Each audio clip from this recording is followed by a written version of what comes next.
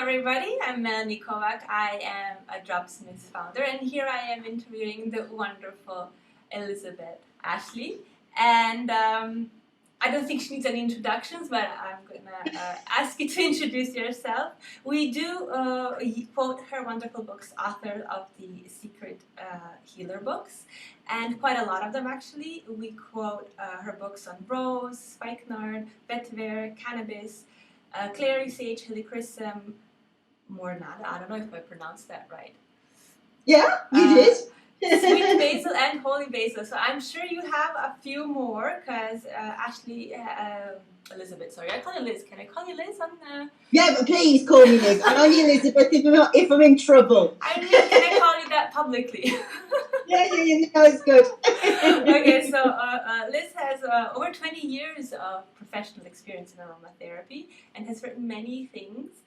And I've also been participating in some of her events. She created very interesting things for aromatherapists. So do you want to add a little bit about and introduce yourself? I'm sure I missed many things. How do I follow an introduction like that? How lovely of you. I'm really humbled. Thank you. So, I'm Elizabeth Ashley, the Secret Healer. And yeah, you did very well. You listed pretty much all of my essential monographs. I also have written some books about how to treat eczema, how to treat bronchitis, that kind of thing. And I guess my most famous book, The Complete Guide to Clinical Aromatherapy and the Essential Oils of the Physical Body, snappy title, but is one that is free to download on Amazon and all good ebook platforms, which is how most people come to know me. And yeah, I write about essential oils from the earliest possible things I can find out about the oils, or the plants, I should say. So I think with rose, the earliest reference I could find dated right back to Sumerian times. Wow. And then I like to look at all of the symbolic, the religious, the spiritual, the medicinal uses that I can find until we can find the evidence that we have now in the clinical labs. And so, yeah, I love my job. It's fascinating. And I'm currently working on Melissa at the moment, but that's a very, very, very long job. I can imagine with all the research and the history about it. I was very fascinated to see that you would write a huge book on a single, essential oil, and it was really wonderful to go through them all. So, what inspired you to write your books? How did you get to do that? It's quite a boring story, really, because it wasn't this like epiphany that happened. My mum and my stepdad were some of the first aromatherapists in the UK. So my mum was trained by Patricia Davis right back in the 1980s. So I've been surrounded by essential oils all of my life. In fact, some of these date back to that time, really for a long, long time. And yeah, I qualified in 1993, but working in a family business was really suffocating. So I went out of it for a while, but I continued to have this love for the essential oils. And then in 2008, I became pregnant with Dexter. He's my youngest. He's 15 years younger than his next sibling. Oh, wow. And it made me really poorly. I developed a blood clot in my lungs and I couldn't really speak, which led to me losing my job. And then my husband lost his job at the same time. And we were just like, well, what can we do to make some money? And I started doing ghostwriting. And the first book I wrote actually was about cheesecakes. Well, that's useful as well. Ate cheesecakes for a month while I was going, we're trying this recipe, we're trying this one. And then somebody happened to say to me, the only other job I've got is one, I need somebody who knows about essential oils. Do you know anybody? And I went, I know a bit.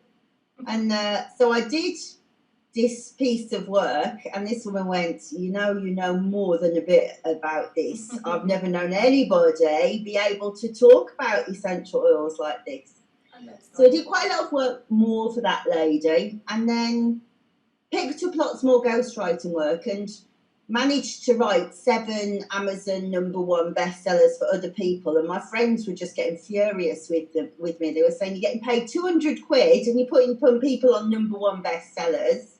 You need to do this for yourself. So yeah, so I sat down and I thought, well, how do I go about doing this? And I decided that I would write a big collection and release it all at once, which I did. So because I'd been in the background for a long time and I had been, in the forums and seen people, but they hadn't seen me because I couldn't use my name because I was a ghostwriter. Then suddenly I went smash and everybody was like, whoa, where'd she come from? Went straight to Amazon #1. I had 5 Amazon #1 bestsellers in the same week. And wow, congratulations. Yeah. That's and so, so in the free book, there's some monographs in there, short ones. And actually, my mum said to me, that's what you should write. You should write like that about everything you can find out about the essential oil. And I decided, yeah, that's what I'm going to try and do. So that's my passion. I think we live in a world that's extraordinary where you can make your job up. And I make my job up every single day, really. Me too. Yeah. And then you end up asking yourself, what am I really doing? What am I actually? Yeah, but you need galbanum for that, Melanie. I hear you. And then it takes years sometimes to figure out what it is that we're actually doing. What we're doing is creating something from the heart, and then you don't know what's going to come out because it's truly yours. So it's so wonderful to read your books because you can see that in them, that all the work you put in there, and from the beginning, like you said, like you reference the dates so much in the back. How did you decide to contact me? Because you contacted me and I was honored. Yeah. So, how did you? Well, I can't take any of the credit for that, I've got to tell you. So, in the same vein of this making our job up as we go along, a Hungarian aromatherapist called Gergely Halodi, I've done a lot of writing for him for his Hungarian magazine for a long time.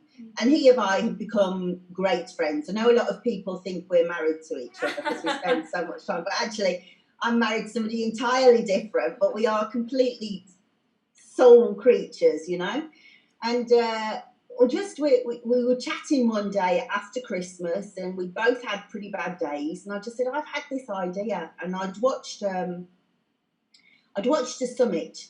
And I thought, I've been so excited by it. And it was all about aromatherapy and plant healing. And I started to watch it and it was just tripe. It was so rubbish. And I booked 4 days off work and I was like, there's nothing for me to learn here. So I said to Gergely, I've got this idea.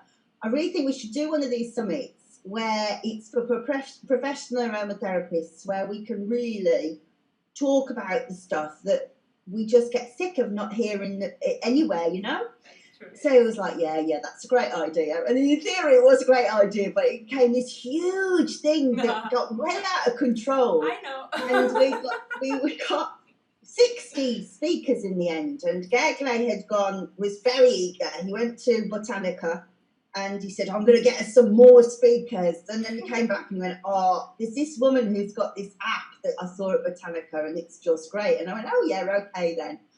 I'll get in touch with her. So I was really surprised when you did, but I was not anywhere near as surprised as when I saw it working. I was like, my goodness, this is such a game changer.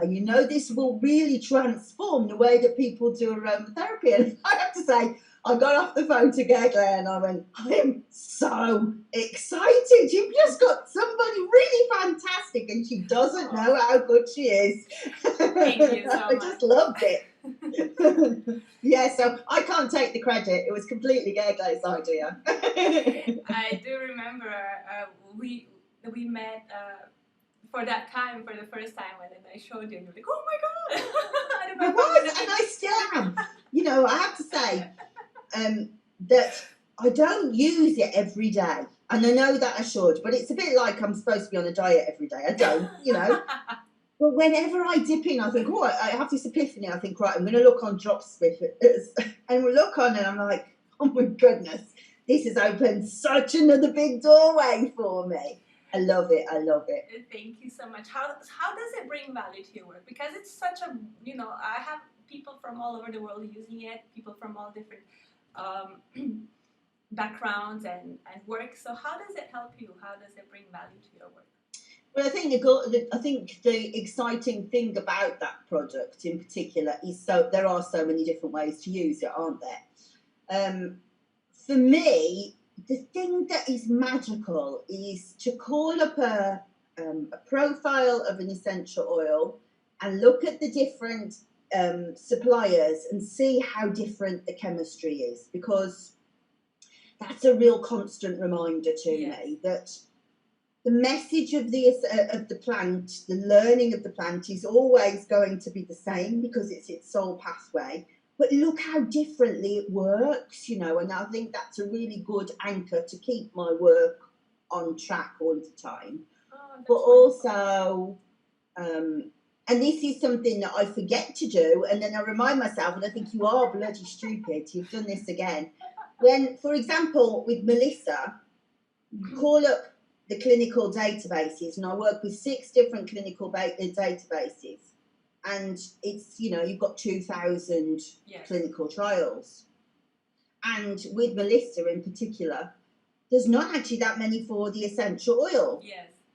And then it's broken down that they're rats or they're mice and they're rabbits, and you could spend all day, and I have, and not actually have anything to show for it. But then when I go to Dropsmith, and then when I go to Dropsmith, I'm like, somebody's done this work for me. It's like having a researcher sitting in the office for me, and I don't have to pay a massive salary. I mean, I could be paying somebody 25 grand a year for what you do for me. But that's not the same for everybody, obviously. Well, I use it that way as well, and that's. I must admit, I don't like reading research. It's not my area of expertise. Also, somebody has to evaluate it, and that's why I do have somebody literally reading it for you and evaluating it if it's relevant or not. And for me, that was very important to share that with my colleagues, so that you can do your passion, which for you is writing your books or preparing your events. And do you have anything in store for us coming up? Well, gosh, there's lots of things, but I mean, I have been writing this Melissa book for so long now, and I was aware that it was getting stagnant. So I've rearranged my work to really be able to focus on it. So I hope before the end of the year there will be a book on Melissa, which will be really transformative, I think, to a lot of women to read it, because the history relates to a world that's so unlike ours now, and that has been the hard part to do, to be able to write about a time that I don't belong to. Everything, we've got 2,000 years of history distorting our view, so that's been very difficult to do, and that's good. That's an exciting book, I think, when it's done. And also, Gagley and I have been working on 3 big projects, all related to the Tongue of the Trees cards. Don't know if anybody's seen these. Yeah, show it. So these are designed to bypass the conscious mind and talk to the unconscious mind. Can't see, that's it. It's a lovely chamomile card. So these are not really tarot cards. They're designed, I do use them to read forward into the future, which is odd. But they are designed to read backwards. So, for example, if somebody's been in pain for a long, long time, then how do we work out how the emotions have got involved in that? So the cards are very useful for that kind of thing, or even just drawing one card for your vibration for the day, And at the bottom of each of the pages in the booklet, there's like a key. I don't know if you can see down here, which talks about, so there's like a poem at the top that talks as if the plant is talking to you. So I was given poems by the plants to send forward of the healing imprints. But then also we look at the traditional Chinese medicine, we look at the Ayurvedic doshas, we look at the medical astrology, the chakras. So that's detailed at the bottom. So if people want to go more deeply into that, Gergely and I have made a big digital database called the Knowledge Base, where it's about 45 different videos that go deeply into the Chinese medicine, particularly into the medical astrology, because I don't think many people really know how to do that. And then finally, there is what's called the Recipe Hub for people who actually, like you, they can look at the chemistry and make their own recipes. This is digital recipes where they're done for them, and they can buy this database of recipes that align to the card. So, for example, today I'm videoing 10 recipes made with chamomile matricaria, with correct dilution, with the energetic imprint, so how does it affect you psychologically, safety data, contraindications of drugs, contraindications of conditions. So yeah, and that is on sale, but we've only really done a soft launch of the Recipe Hub. And so over the next few weeks, hopefully you'll notice that on Facebook you're like, I'm sick of seeing this thing now. No, I have been noticing your videos, but I have to add to you to what you just said. With Dropsmith, I also wanted to do connecting things, you know, with a different idea, but that's why I used all these different books. And part of the idea with these interviews is so that people meet the authors and see why you're writing, where you're writing from, what is your background, you know, what is your viewpoint. And I wanted to gather all this together so our colleagues can have different perspectives on essential oils, just like you with your books. You're trying to collect as much data from everywhere and during the history as well. Well, here I'm doing a little bit different, of course, and quite different. But starting with the focusing on the research part, and then trying to find the bridge between the holistic view, like you said, to the research, and just bring it together and making more sense. The more information that we have, more effective we can be, more understanding we can have, and deeper we can go. And you know, it's a never-ending story, don't you think? Yeah, and I do think that your app is more flexible for doing that, because you can literally click on something and change your viewpoint. Yes. So, for example, the way that your dots fall in the Hippocratic medicine, you know, that's perhaps not something anybody's ever done before, but as it falls into that, you're like, oh, okay, yes, I can see that lens in a different way now. And I think that I'm fascinated. This is one of the things that had come up in the Melissa book, really, that the ancient Greeks were always ritual-based, rituals, and they learned through oral tradition, and that's one of the reasons we don't have that much of their wisdom now. So other indigenous people have this oral tradition. But there's a very different way of learning when you go and do it for yourself, when you experience something different for yourself. So I think that to a certain extent there are limitations of my books, because all you're learning is my perspective. But the way that you set it up with the different ways of how the oils, you know, the different ways of the patterns of the oils and the vibrations of the oils and the archetypes of the oils, when you start to see an archetype like you can with the Hippocratic medicine, then you enter into a world of symbols, and the way that you feel and experience life is very different from sitting and reading it off somebody else. And I think it's fascinating, and it leads itself really well to it, I think. Yes, for me it was interesting when I started putting chemistry into colors, and then, you know, like you said at the beginning, looking at one oil from different batches or different distillers, then you start to see patterns, and then you start to see, you know, people having saying the same things from different perspective, using oil for kind of the same things but coming from a different practice. And that's what I'm trying to do also with Dropsmith, to collect this data, to see where we come along, where we don't, where we need to maybe question and look further to. So it's great to stay in the community. I think we all do our part. Yeah. Oh, thank you so much, Liz. It was wonderful. Thank to you. talk to you. Do you have anything you want to say? Why would you recommend Dropsmith? Okay, just that one more thing. What's your, the reason you do it? I think that it harks back to the last thing that I said, really, that you can sit in front of a computer and you can sit in front of a book forever and you could read for 20 years and not learn a single thing about essential oils. The only way that you learn is to sit with it and experience it. Mm-hmm. And so Dropsmith gives you lots of different avenues to experience and lots of support to do that. So whether it be looking at the clinical research, whether it be giving you space to create your recipes and to look at other people's recipes.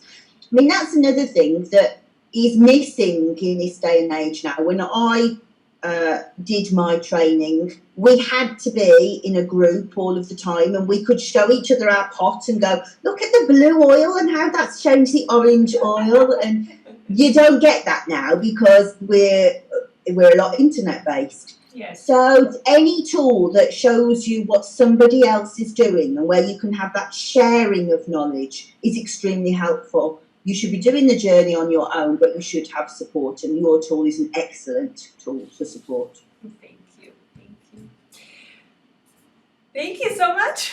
And thank your you time for everything, and I'm looking forward to our other projects together and your new book that we will be including if you let us.